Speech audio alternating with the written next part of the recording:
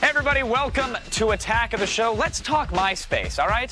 Is it a fun, carefree social network or a haven for pedophiles and freaks? Well, either way, they're not taking any chances. Plus, snakes on a mother effing plane. Yeah, the director went back to reshoot some stuff, and we're going to let you know exactly how much sweeter it's all going to be. And grab your swing line stapler and turn your radio to a reasonable volume, because Office Space star Stephen Root is here. All this, plus reviews of Mission Impossible and Wolf Creek on DVD, today's top news, and a little pre-Easter visit from our very own Office Jesus. Now, bow your heads, please, and prepare for Attack of the Show.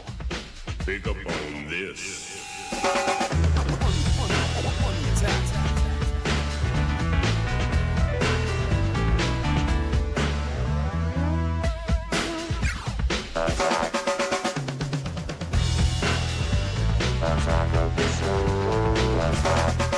Hey everybody, welcome to Attack of the Show. It is Tuesday, April 11th. Please, please, please. And for the next hour or so, I'll be playing the part of Kevin Pereira. And I'll be playing the part of Olivia Munn. You're really good at it. Thanks. You are really yeah, good at I've it, by had the way. a little bit of practice. Method actor. Yesterday we were talking about the MySpace, Yes. the social networking site. You looked right into the camera and you lied to everybody and said, "Oh, I'm going to join." So when are we going to see the old MySpace? I'm on MySpace, and you helped me. So Oh, that's right. That's that right. whole fake, when I'm are you in- going to be on there, didn't really work. I'm in your top 8. I love MySpace. Love MySpace. Already addicted? I love it. I was on till 2 o'clock in the morning, and I've made a lot of friends. And Sweet. Any truckers? no, not yet. Okay. I don't think. What's But, your address just so they could reach you? MySpace.com/OMun. Oh, man. Got it. Yeah. All right. Well, MySpace.com is actually back in the news, but this time it's actually for a good reason, my friends. I mean, I'm sure you've heard the barrage of negative press the site has garnered. One paper called MySpace a predator's playground. Now, another claimed the site attracted, quote, a tsunami of pedophile predators. Ooh, that's pretty much my profile specifically. And another went so far as to announce, quote, warning to young teens, stay out of MySpace. Meh. So in response, the site has begun running a new ad campaign promoting child safety. Yeah, the spots initially are going to be run as banners, one of which reads, quote, 1 in 5 kids online is sexually solicited. Online predators know what they're doing. Do you? Sadly not. I'm going to start a clinic. Write a little guide for them. Seriously, actually, MySpace, they're not screwing around here, folks. It's a very serious issue. They actually hired their first ever chief security officer. The guy's name is Himanshu Nigam, and he's a former federal prosecutor. The guy spent years busting child porn rings and taking on pedophile predator cases for the Justice Department. Yeah, that's right. Be afraid, pervs. Be very afraid. Yeah, I actually love MySpace so much, but I think that's such a great thing to have that. That's why I'm jumping to Tag World. They don't have the security. All right, and now more breaking developments in our own ongoing series, Snakes on a Plane, an Attack of the Show investigation.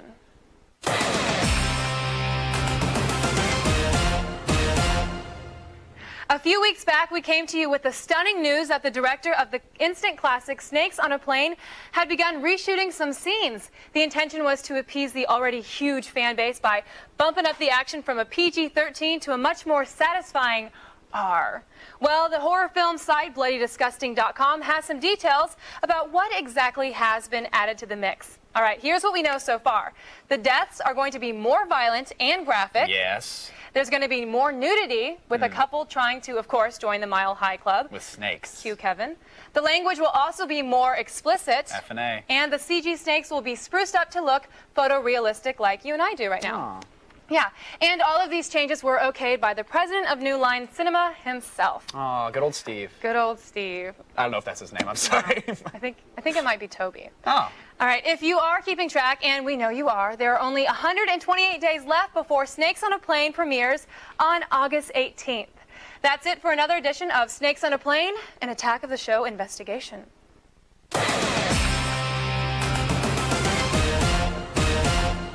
I love our in-depth journalism. And finally, last night, ABC kicked off Holy Week, which is the stretch run before Easter, with part 1 of the new miniseries, The 10 Commandments. Now, look, we here at Attack of the Show, we hate to point out glaring inconsistencies, but one look at the old ABC lineup for the rest of the week, and it's obvious that honoring the commandments, it's just not a priority for these folks. For example, we have proof. Those deceitful islanders on Lost are constantly bearing false witness against their neighbors. I'm sorry. I keep warning them. And wife swap? Hello? Talk about failing to honor thy mother and father. And nobody covets their neighbor's goods like the folks on Extreme Home Makeover. Yeah, you know, or Extreme Makeover Home Edition. There's 10,000 of them, and they're all evil. But it's desperate housewives that nabs the express ticket to hell. I'm serious. On a single episode, you've got adultery, the coveting of a neighbor's wife, the honoring of false gods like money and status, the taking of the Lord's name in vain, Olivia, killing, stealing, and since it's on Sunday nights, failure to keep holy on the Sabbath. For shame, ABC. For shame. You make a great argument. Thank you. All right, since this is Holy Week and it is a big deal, we thought it'd be a perfect time to revisit an old friend.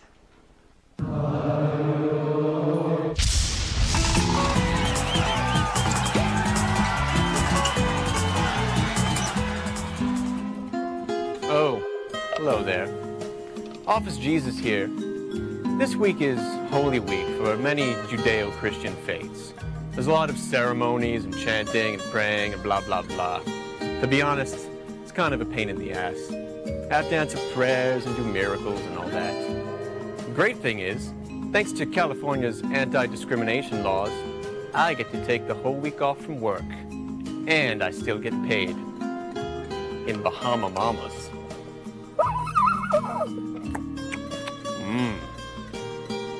Oh, do you want me to conjure you one?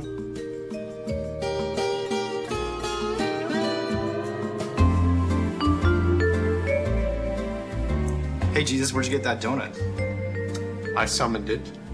Could you summon me one? I could.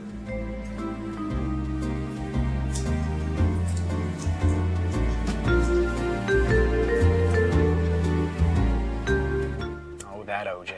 Jesus will be gracing us with more from Wild on Holy Week, as well as his best of material later on in the show. Plenty more Office Jesus. Now, we only scratched the surface yesterday, so today we're taking more of your questions about Olivia Munn. Seriously, find out what makes her tick. I thought it was a hamster on a wheel. It's not. There's more. You can email us through our web form at attackoftheshow.com/askus and chat with us in our IRC chat room as well. Just go to chat.g4tv.com. All right, coming up after the break, Katie Holmes may have agreed to keep quiet, but our DVD expert Chris Gore makes no such promises. We've got his review of Mission Impossible, the Collector's Edition, right after this. Attack of the show, baby. Attack. Oh, hi. Now, this week's newest DVDs reviewed, it's a little something we call DVDuesday.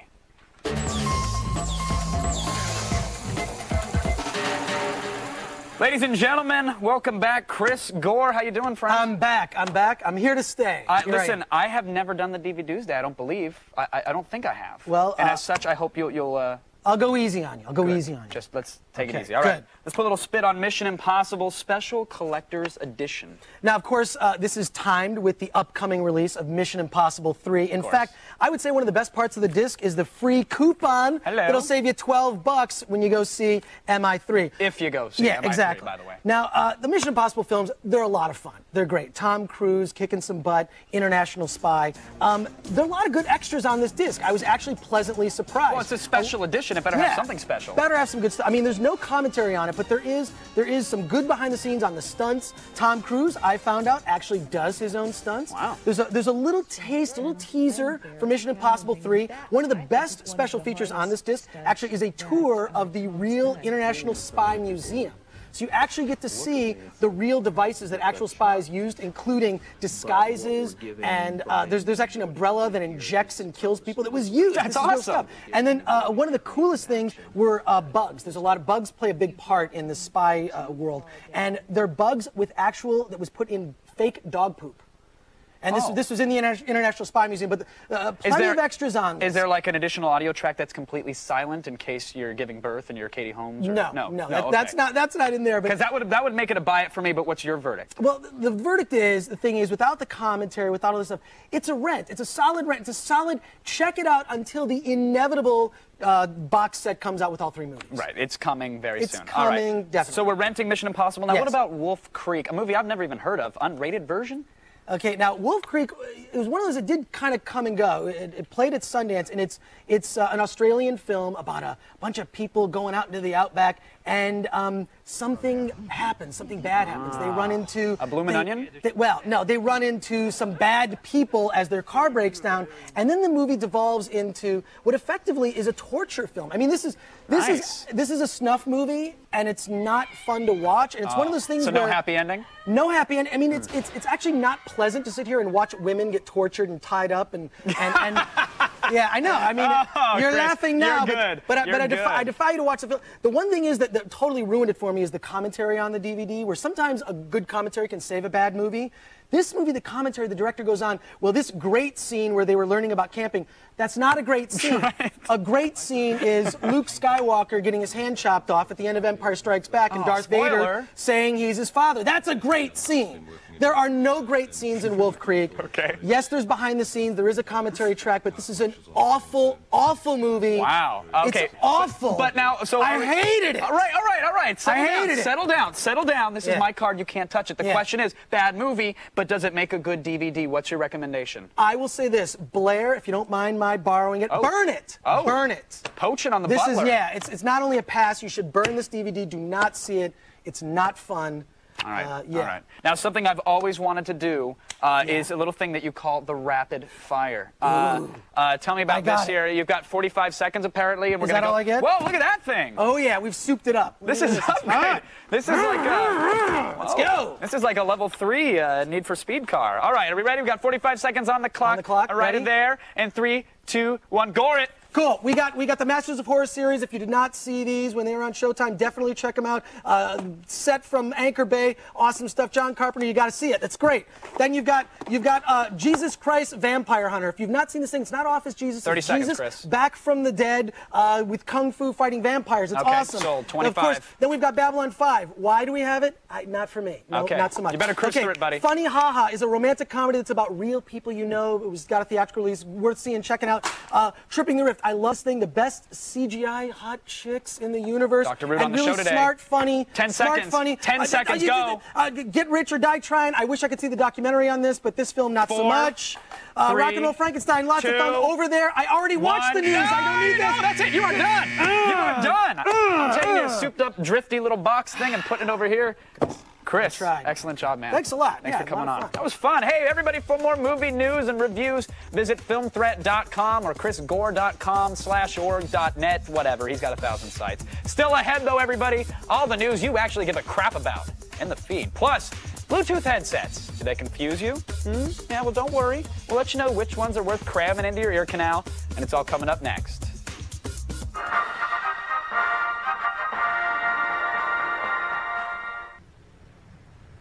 I'm good.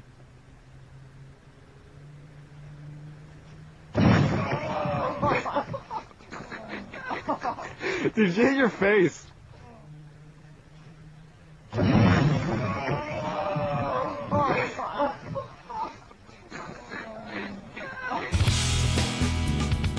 Now, when I have questions about gadgets and technology, I ask one man and one man alone, and that man is Wil O'Neal. Will, pleasure to have you here, sir. Nice to see you again. Good to see you as well. Cool, cool. Now, if you still think Bluetooth is a Muppet, then count yourself lucky. I'm reviewing Bluetooth headsets in today's Product Pr0n. Depending on who you talk to, Bluetooth headsets are either the strict domain of the hip and technologically savvy, or they're a badge of dishonor for nerds.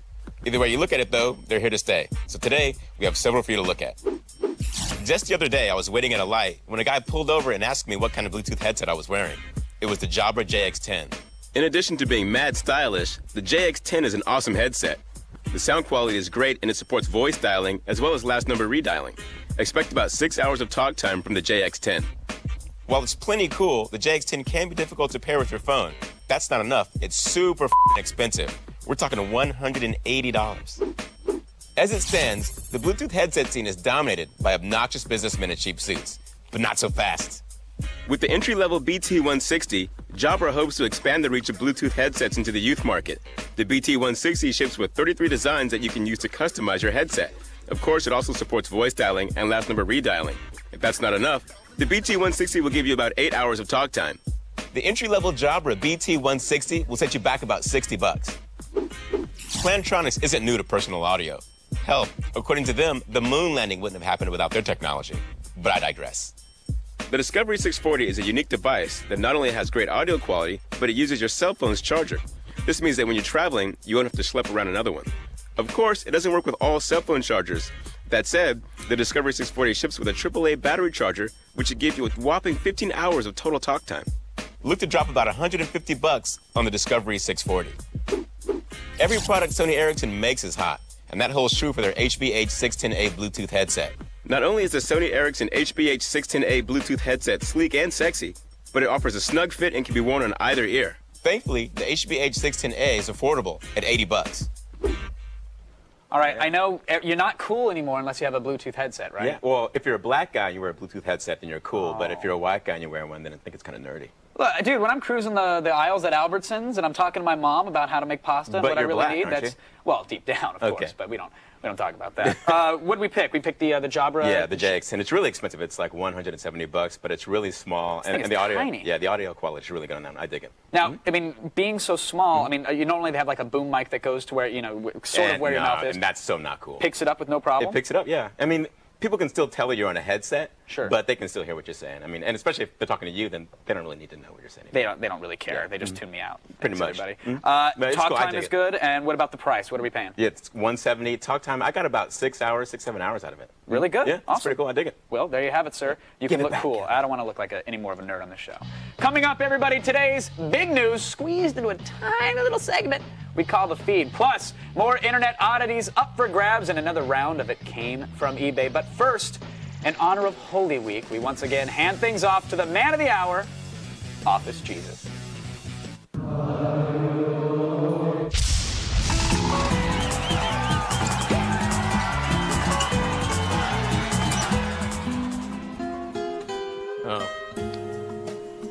Office Jesus here, celebrating Holy Week at the beautiful Royal Waikiki Island Resort. Yes, Royal Waikiki, the tyrant king of Hawaiian beach resorts. Was that good, Brett? Great, that's 1,000, right? That's 5 for the mention, 5 for the slogan. Fantastic. They've got this great coffee here. It's called Kopi Luwak. The beans are eaten and digested by a jungle cat before they're crapped out, cleaned off, and brewed. It's $600 a pound, and it is delicious. Way better than the sludge we have at the office. Hey, Brett, how about we get a v-ball game going, huh? No, you are going down, my friend. You're going down to hell.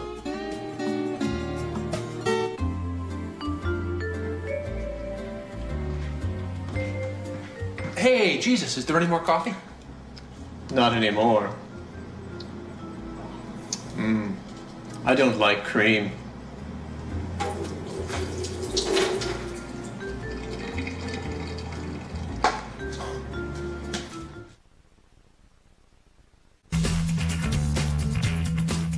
How many times have you dressed in leather bondage gear and headed out for the nearest water park? All right. Well, how many times did people bet on it? I give you another glimpse of our twisted Japanese game show, Banzai. The GIMP Water Sport Battle! Each GIMP will race against clock down Banzai water luge course. Whichever GIMP gets to bottom quickest is the winner. Understand? Good. GIMP number 1. He called Tony the GIMP. He's civil servant by day and GIMP by night. GIMP number 2. He's a GIMP with no name. No one knows where he comes from or what he do. He like a GIMP enigma or something. Question is, which GIMP will be quicker on Banzai luge course? The black GIMP with no name or red GIMP called Tony. All right. To find out which GIMP takes the prize, tune in to Banzai right here at midnight. And you can play along live at G4TV.com and maybe even join the ranks on our weekly leaderboard. Just look at all those proud champions. Look. Once again, it's Banzai every Tuesday night at midnight as part of our barbed wire biscuit block right here on the G4. 4. Now, we've still got even more Attack of the Show goodness for you in this half hour, so pay attention. Like what, you ask, huh? How about Office Space and News radio star Stephen Root? We've also got another chance for you, the viewer, to choose the hottest girl of MySpace. But before all that, I give you Olivia Munn, and she, in turn, will give you the news. That's how the feed works. And now, if it's news to you, then it's in the feed.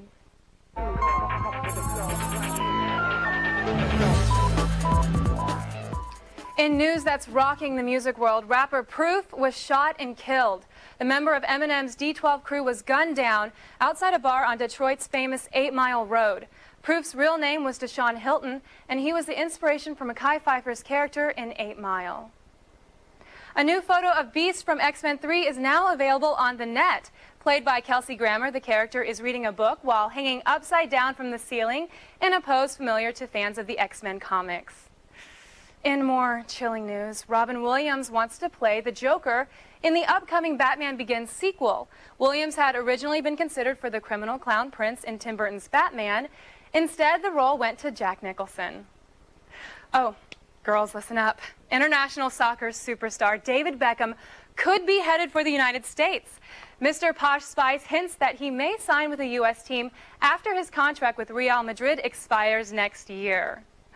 And finally, in a first for the Emmy Awards people, nominations for online and mobile content have just been announced. Major networks, productions like MTV's Stand-In and Fox's cell phone series 24 Conspiracy did top the list, but smaller shows like It's Jerry Time also got the nod. We'll find out the winners on April 22nd. All right, guys, that's all you're getting from me. For more on today's top stories, visit g4tv.com/thefeed.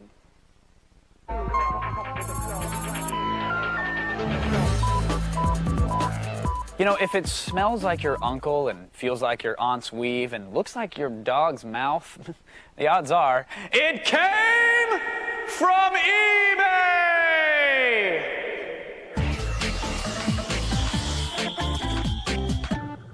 I probably should have warned you about that, right? Give me a little heads up. I'm excited. I tend to raise the volume. Yeah, online auctions.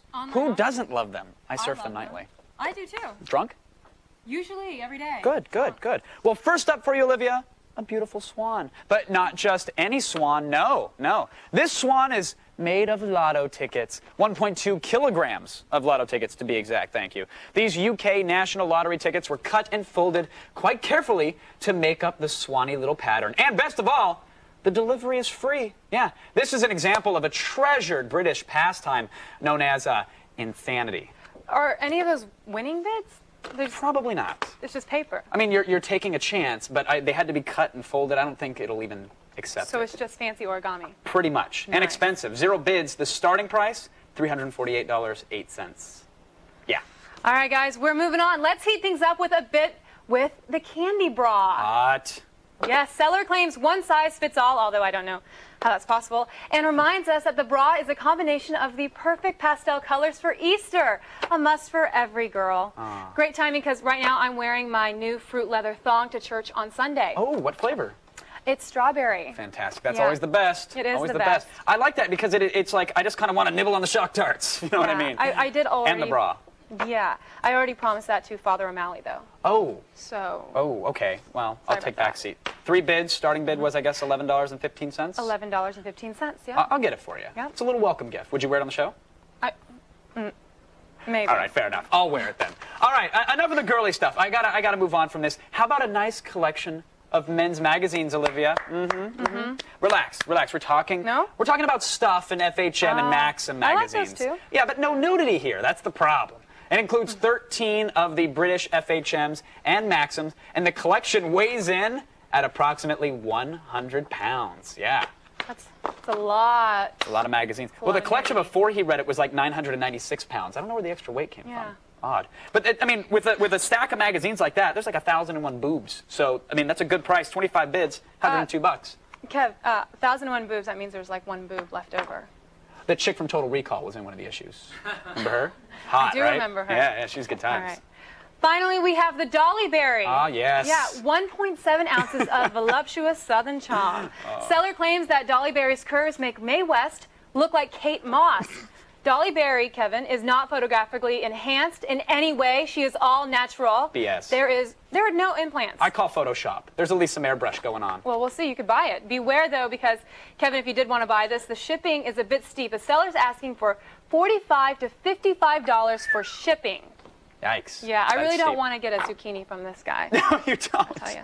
No. You don't. Not surprising, there is 0 bids, and it's only starting at $1. It's in your price range. Cheaper than the Maxims. All right. Yeah. Olivia, I'd be honored if you'd close out the eBay. I really want you to have some fun. I get to with do it. what you Yeah, did? please do. All right, great. There you have it. Always expect the unexpected when it came from eBay. Wow. Great. All right. Well done. All right, guys. Thanks. Once we're done worshiping at the altar of commerce, we're going to critique some girls who fancy themselves the hottest MySpace residents. And actor Stephen Root has taken a break from starring in, well, just about everything to join us here live. Stick around, everyone. The Feed is brought to you by the U.S. Navy. Navy, accelerate your life.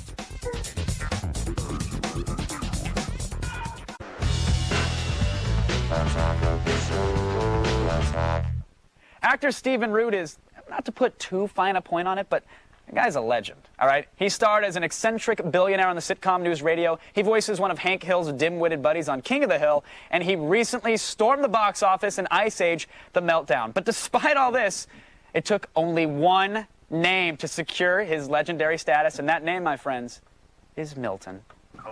Milton. Hi. Could you turn that down just a little bit? But I was told that I could listen to the radio at a reasonable volume from 9 to 11. Yeah, no, I know you're allowed to. I was just thinking maybe like a, personal favor. Well, I told Bill that if Sandra's going to listen to her headphones while she's falling, then I should be able to listen to the radio while I'm collating. So I don't see why I should have to turn down the radio because all right, okay. I enjoy listening at a reasonable volume. Thanks. From 9 to 11. Classic, Stephen. Uh-oh. Thank you for coming on the show, man. Thank you. Happy to be here. It is a downright honor to have you gracing us with your presence. Man. I mean, I have to say, Office Space, obviously a huge movie, became really a cult hit, years later after it came out. Yeah, really, word of mouth. Really got word of mouth, Yeah. huge following. How does it feel knowing that you've been involved in everything, that you're the busiest man, you seem to be in every project, but the one thing that you get stuck with is Milton because of a never red thought staple? that I looked that bad, but I mean, when I'm recognized on the street, it's mostly for that role. Really? Yeah. And does that bother you at all with the breadth of work you had? Was it like, it's hey, cool because everybody can relate to that guy. I mean, people who've worked, in offices all over the country, just soft underbelly of America. That's Sure. what it is. Did you get any kickbacks from the Swingline Corp after that? I mean, no, they actually wanted me to do that, but I didn't want to go into. You didn't want to character shill for the the next 5 stapler, years, right? Not so much, yeah. You'd have been stuck with it forever. I would. Now, Mike Judge, he creates this character. I know you have a rapport with him. You guys are buddies. Did you know him before you were approached for this Office Space role? No, you know or? what? I knew him only from King of the Hill. I auditioned for him while I was doing news radio, and he knew I'd done a bunch of Southern plays and played a lot of Southern characters. He said, "Come on over and we'll try to do this." So I auditioned for Dale, which didn't work out at all, and I said, "No, I can do somebody a lot stupider than that." So I ended up doing Bill. And so it wasn't like written for you or anything. You just came up with something on the phone, and I finished the audition. It was actually in Austin on the phone, and I finished the audition, and I listened to the voice box. Right. And says, "Well, that's about as funny as that can be." I got the job, so it was good. Do you get? I mean, you said you get recognized. You still get stopped on the street. People recognize you. Do they ever just?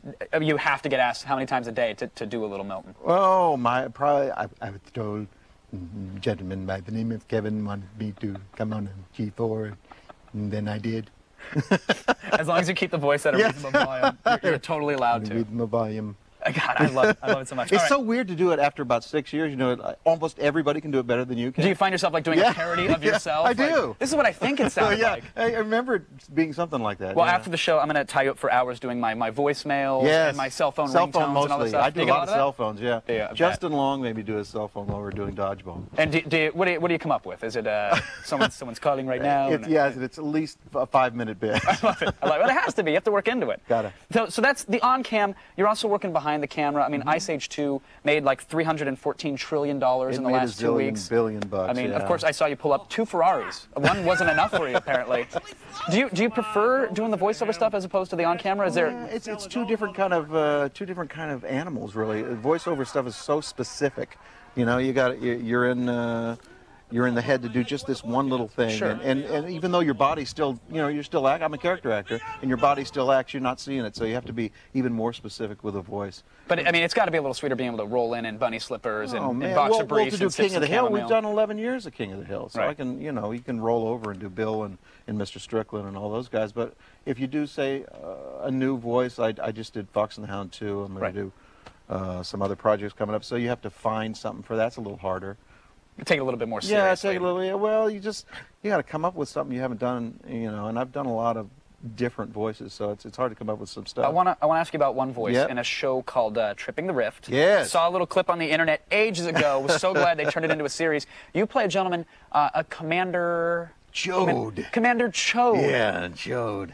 Stephen, what's a Chode exactly? I think I'm familiar. I've Googled it once or twice. If you can tilt the camera down all the way to the... it's actually kind of the space between what we don't want to talk about on the air. So it's like the Grendel or the Gooch, if you will. It's that whole, the Taintal region. See, I thought it was like a marsupial from, you know, Australia. No, or it's something, much worse than that. I bet it is. Were you honored and flattered when they said, hey, we want you to play Commander Chode? Or did you understand the inherent humor of the character name? No, I thought it was great. It was, like you said, it was a 5-minute short, and you could do something totally lascivious. And, you know, I hadn't been able to do that in voiceover, so it was fun to do. Right. It's an incredible voice, incredible character. Second season that's coming out now on DVD. On DVD, right? yeah. Go buy it right now. Any plans for more, though? That's what we want to know. You know, I don't know whether they're going to end up doing a 3rd season, but if they don't, I think they're headed towards a movie. Oh, good. So I hope that happens. I'll show up to see that. Speaking of movies, working with Mike Judge again? Yeah, we got Idiocracy coming out, hopefully in September. I love the premise. I mean, it's really tell me about the Idiocracy. Well, Idiocracy is basically how dumb the world is getting. The main character gets flashed into the future 500 years, but the future is so dumbed down that he's a genius, becomes president. It doesn't sound too far off. No, not too far off. Anything. All food on the planet is Taco Bell. Is there dinner and dancing like there was at Demolition Man? Because I hope. Always. Right. And the most popular movie in America is Ass, and it's just an ass going at it for 2 hours.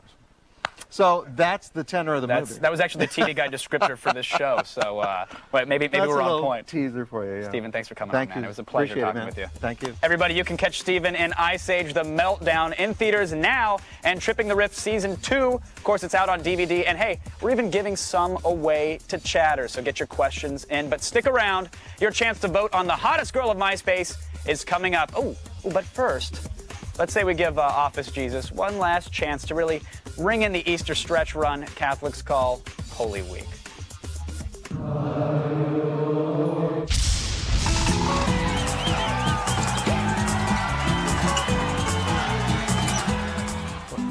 Another one? Office Jesus here, celebrating Holy Week as only I can do. You know, this Holy Week is special. Not only is it the last week of Lent before Easter, honoring the day I rose from the dead for the salvation of mankind, and employment in a menial office job, but this week also has Passover, the ancient Jewish holiday recounting the struggle to free Israel from the slavery and oppression of Egypt, only to be later oppressed and enslaved by Rome. I mean, I'm not mad or anything, I just, you know, maybe would have preferred to not have nails driven into my hands and feet. I'm just saying. Good Friday, my ass. As you all know, Elizabeth was in a pretty bad car accident last week. She's still in the hospital. We still don't know if she's going to make it, so I thought we should all just take a moment of silence right now.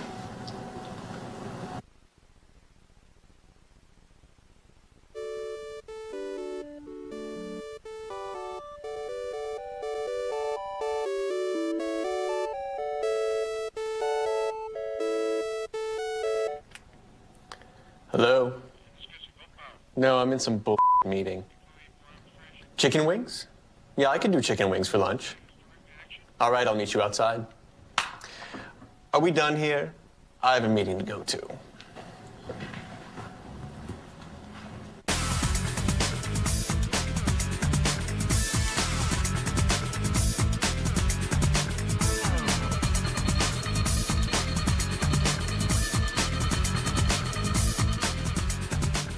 Rejoining us today by popular demand is the very lovely Christina, our MySpace Girl of the Week. Welcome back, Christina. Thank you. Now, I know you guys at home, you're probably whining about how Natasha actually won the polls, and that's not fair. To your factory, get over it.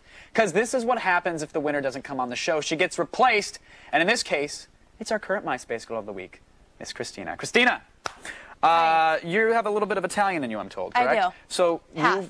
Half Italian. So that half of you hit Natasha over the head with a wrench and dumped her body in the ravine? Or... Did I tell you that? How'd you find that out? We're very good on the show. That's what we do. Nobody's supposed to know that. Yeah. Foul play? Really? Foul play. You didn't rig any polls, you just took her out. I wanted to come on again. Wow, nice. How has the MySpace been going since you've been on? It's been fun. There's been a lot of cool people on there writing me cool messages. A couple creepy ones as well? A little bit creepy, but Sorry about that. that's expected. It's okay. What's any hookups? You helping out any of the old fans there, huh? I don't know. This weekend I'm going to take some time and Really maybe meet up with some people. I don't know. There we go. You hear that, gentlemen? What should they use as an opening line? Should they flatter you about your profile or say, damn girl, you is hot with a bunch of exclamation points? Or... No, I like funny people. Oh, funny people. Yeah. Wow. I'll have a writer work on that for me. Humor. Christina, not that we're so glad that you're here, but there is competition. There always is competition, and her name is Nessie, and I pray she's not from Scotland. Do you want to meet her? I do. Here she is. Ladies and gentlemen, Nessie. Hi, I'm Nessie. I'm 22 years old, and I'm competing to be the next Girl of the Week on Attack of the Show. Welcome. I used to do pageants in the U.S., El Salvador, internationally. I have some of the little tags here that they made us wear. This is in Chinese, and it says Miss El Salvador in Chinese. Tiao Ling Hao. I'm just kidding. I totally just made that up. This is Chloe. She's really crazy. She's a Bengal, so she's not your average cat. She's really vicious. She's pretty violent. Ow! Oh, Chloe! Ow! She's so high up my leg. I'm a film student, film and TV. Ow! Film and TV production at Chapman, and I'll be graduating in one more semester. A year ago, actually, I co-wrote a sitcom called The Friendship Hotel, and we produced it and everything, and it aired on the Chapman channel. It was pretty exciting. I really like tennis. It's probably one of my favorite sports to play. Helps me get out a lot of aggression to really get on the court and just hit something. That was scary for real. All right, that's Nessie.